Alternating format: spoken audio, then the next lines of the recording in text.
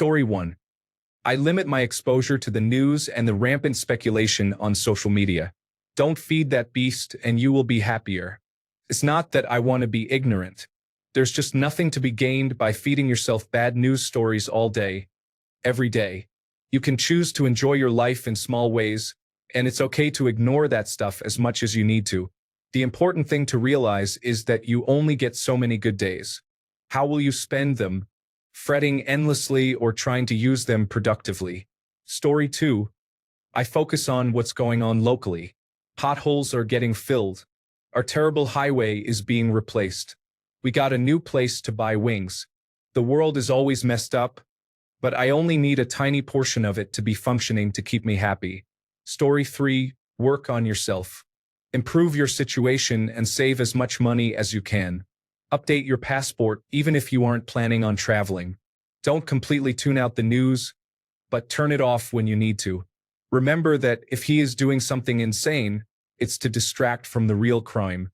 Be kind to the people in your life who will be affected by this. Immigrants, documented or otherwise, and lesbian, gay, bisexual, and transgender people. And cut the toxic people out of your life as soon as you can. Story 4. By avoiding the news, I can't change what's going on. I can't influence global affairs. I can't force the climate to stop changing. I can't talk crazy world leaders out of bombing civilians. I can't change the minds of people who vote right-wing. I'd rather focus on the aspects of my life I can control because those are stressful enough. Story 5. Right now, work, video games, being there for friends who are directly affected and just not acknowledging it. This is hard. I'm tired and terrified. But I'm doing my best to not spiral and also to be a rock of normalcy for said friends who are being targeted. Story 6. Counteracting the hate with as much love and support as I can muster.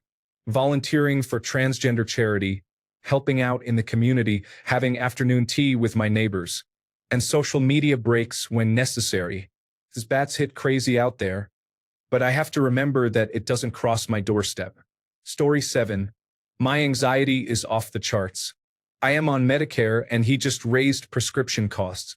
I live with a supporter of Make America Great Again, and we fight constantly. Do not recommend. It has ruined my mental state. Story 8. Regular donations to charities and shelters, taking walks, meditation, learning new skills, and trying new hobbies. The world might be chaotic, but that can't change how happy I feel when sunlight touches my skin. Story 9. I'm decreasing my intake of news from major media outlets, branching out with the podcasts I listen to for my hobbies, as well as to not be completely ignorant of what's going on in the world, and focusing more attention on how to keep my personal life in order and on track. The world is a big place full of problems. I'm just trying to manage my little part of it. Story 10. Ignoring it and focusing on having fun, making new friends, and creating art. I simply stopped trying to worry about or control things I have no control over, and it is very freeing.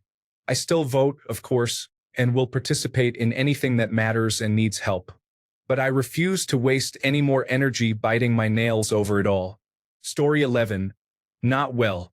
I spent years and years getting my anger issues under control. But then seeing disgusting creatures like Elon Musk making offensive gestures and Donald Trump signing executive orders targeting people like my wife make the rage consuming. Story 12. And most importantly, Arthur, you learn how to close your eyes and tell yourself that this just isn't happening to me. The Tick. You're not going crazy, you're going sane in a crazy world. The Tick. Story 13. This sounds completely ignorant of me, but I have stopped watching the news and looking at the paper. I have had it. I am English, but for the first 4 Trump years I consumed the news avidly, and I cannot do it again. Everything has been terrible since 2016, Brexit, Boris Johnson, and the Conservative Party lies, Trump, and it has been years of a mess everywhere. The rise of the right wing in Europe, the Middle East, Ukraine, billionaires running the show, and now Trump back in and fascism blatantly in power. I am just obsessively reading about Lewis Hamilton at Ferrari instead, planning skiing holidays, and seeing my loved ones as much as I can. I simply do not know what to do. Everything is getting worse. Others on this thread have mentioned volunteering, and I know I should stop being such a lazy, privileged person and do something. But I need to snap out of this mental inertia. Story 14. A few years ago, I stopped engaging in political debates. I walked away from several forums, and it was like a weight leaving me. Now I prepare. I have a bug-out bag ready to go, a reserve of water sufficient for about 8 weeks, and food likewise. I have warm weather clothes, a tent, a sleeping bag, radios, different means of starting a fire, tools, boots, literally everything you need to survive if there is a very sudden and severe change in the normal functioning of life and you need a plan B. I recommend everybody do it. These are dangerous times. If you think that there's a 2% chance of a very disruptive event in your country or state, then it is rational to allocate 2% of your resources accordingly. Story 15. There's no point in focusing on the fact that it's bad. Focus on action and what you can do. Also, keep in mind that most of this is just nonsense to grab headlines and stir up the supporters of Make America Great Again. Who will be the ones most affected if any of these things come to fruition?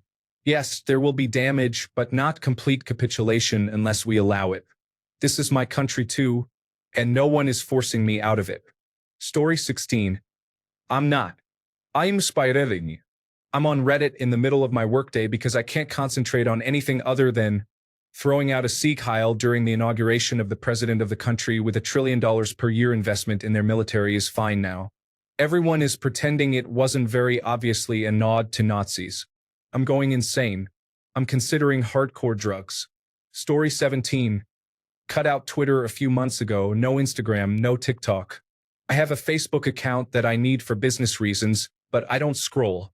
I also blocked all news channels on YouTube the day Trump was elected. I don't want them in my recommendations. All of this cleared up a lot of mental space, and I feel so much better. Story 18. Well, I started with the hope months ago, but that didn't work. So now we're in the coping stage. But let's be honest, tolerances to coping develop very quickly. So probably by mid-afternoon, I'll be back on the dopamine pretty heavily. Story 19. Honestly, I stopped listening to people on Reddit and generally what the media says and just go straight to the source to read or watch what happened. If it's not possible, I ignore it and leave it alone. Too many people are only interested in being right, no matter what, politically influenced, or, as many journalists now, only interested in getting you to click links through rage bait. Story 20. Stop drinking. Do not pay attention to the news. Cooking healthy meals for me and my partner, exercising outside, and learning Portuguese since I am thinking of moving there this summer. Story 21. I don't use social media other than Reddit. And even then, just for boobs and video games. I know the world is collapsing around me, and I stay away from the people discussing it. Story 22. I have a Castles and Crusades game coming up at the beginning of February. I've been preparing it by detailing my world and its backstory. It's a hopeful place, not flawless, but with good people who don't tolerate bad ones. It's a place of heroes, wilderness, color, brightness, and good triumphing over evil, even if it takes a while. Between this, being loved by the most amazing woman in the world, and making people remain silent when they bring up the fascist government that my own countrymen appear to support, I manage. Story 23. I realized a while ago that your impact on the world is proportional to the scale of where you are applying that impact. My priority right now is to get myself healthy and stable so I can be there for my wife, my family, and my community. Once that is secure, then I will focus on saving the world. Story 24. But not paying any attention to it. Not hard. There's always more nonsense coming, and you just have to desensitize yourself to the point that nothing matters, and you wake up every day preaching the don't give a dang lifestyle. Story 25. I am snuggled up tight in my niche where I can actually be useful and accomplish meaningful change, and I am leaving the rest to everyone else. I can't solve all the problems myself. Story 26. THC. Lots and lots of it. Yoga helps to ground me, remembering that these bigots want me to fail, and there's no way I'm giving them the satisfaction. I'm better than that. Story 27. It's justice. When Bill Clinton was impeached for sexual misconduct, part of me thought, oops, if he's guilty, maybe he should be forced out, or this might set a dangerous precedent, ushering in a Republican who could get away with being a criminal just because he's president. When I voted for Jesse the Body Ventura as my Minnesota governor, I was horrified at the power of my vote and despaired at future elections. When I learned of Bodie McBoatface, I realized I had a name for what was going on. When Donald Trump was elected, I realized my faith in humanity was hanging by a thread, and I tried to pull it back by talking online with old Republican friends and Republican strangers, desperate for just one of them to point me to something like Conservapedia or some such gathering of their knowledge, their truth, their insight as to why they're doing what they're doing. All I got were jokes and insults and vapid, blank stares. If this is the world I live in, it's justice for it all to burn and go away. Story 28. I'm going to the dispensary today after a 3-week tolerance break. To quote one of the greatest films of all time completely unironically, I picked a hell of a month to quit smoking. Story 29. Remember that it's the same nonsense, just a different year, and then go do what I was going to do anyway. I also have a lot of other unhealthy ways of coping, but those don't need to be stated because it might give someone else ideas. Story 30. I've decided to limit my news intake and social media, focus on my family and my small business, save as much money as I can, and not spend it on things I don't need that fuel billionaires. Instead, I will spend it on local small businesses. Story 31. I control the things I can control: my income, my debt and bills, my hobbies, my basic needs as a human being: food, clothes, shelter, getting at least one person to smile a day. All these things I have control over. If I have those locked down, I consider myself fortunate. Story 32. Just don't give a damn. Did you hear what he said? Nope. But I'm sure it was really stupid. Did you hear what he did? Nah, but I'm sure it made people's lives worse. I don't feel bad about it because I'm not devoting energy away from my family towards nonsense I can't control. I've got a month of supplies saved up. I'm down to 15% body fat. I'm saving more money than ever. I started a new Warhammer 40,000 army. I'm working on getting a band together. My wife's favorite band is playing Friday and she doesn't know we're going. So, escapism into hobbies and loved ones while falsely convincing myself I'm prepared to face what's coming. Story 33. Not well, and I'm not even into social media as much. I'm just depressed. Family won't talk to me or help. Friends are nowhere. My job only cares when I mention that I would rather be dead. Just quit. Mom, I'm so tired of existing. Just kill me and get it over with. Story 34. Do you specifically mean the inauguration of the President of the United States, or something else? For the former, I have been reading from civil rights leaders. We live in unprecedented times, but so did they. Story 35. I have been sober since 1996, and now I have no idea where to buy good drugs. I am consciously uncoupling from sobriety. My fellow citizens voted for a meme coin boy because of trolling. Story 36. I'm trying to ignore it. I am so disappointed and disillusioned that it's almost paralyzing. I have spent my entire life thinking there is nothing better than a life well lived. Consideration for others, love for your fellow man, karma, all of it is such a lie. I am in denial. Story 37. I'm not American or in America. Unfortunately, though, this is one of those times where the trickle-down effect happens, so I'm waiting for things to change here as well. Sort your situation, please, America. Regards, the rest of the world. Story 38. The same way I coped with all the challenges in the world every day before this. It's not like the world was perfect before Trump and now it's not. The country has struggled ever since they killed Kennedy. Story 39. I assume this is about the national title game last night, and on behalf of Notre Dame fans, I appreciate the concern. We're just trying to stay positive. Story 40. Work and video games, mostly. I'm European, so what is happening in the United States affects me less, but I'm still scared because I have North American friends, and the far right is also rising in Europe. But, absolutely selfishly, I might add I'm a cisgender straight white male, so I'm pretty safe from the problems that are happening. There's also a big part of self-deceit through wishful thinking of it won't arrive here.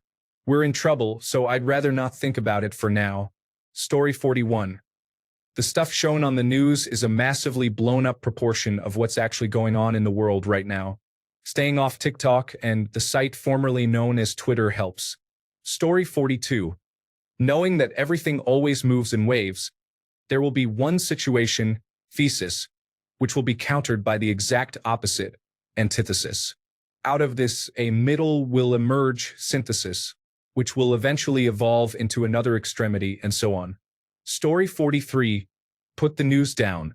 Unsubscribe from the subscriptions for a bit. The world around you is likely doing just fine without your worrying about the greater world beyond your control. Story 44. There really is bliss in ignorance. If something doesn't directly affect me, I just don't pay attention to it. Sure, you can explain how technically everything is somehow related to me, but in practice, most things happening in the world aren't going to change my day-to-day life, going to work, hanging out with my friends, eating dinner, and all that jazz. So I simply choose to ignore it. At most, I hear about the drama or whatever is happening, but I don't think too much about it or talk too much about it. I just let it happen and continue living my life. Story 45. Sadly, I am doing what I can. I have been alive since 1978. The things I have seen worldwide and in my own personal life, I have to say I am surprised how I made it through those years. The difference is instant connection, even if it is real or not. I have to say, entering my late 40s. Now, I know how my parents felt living through the 50s to 70s.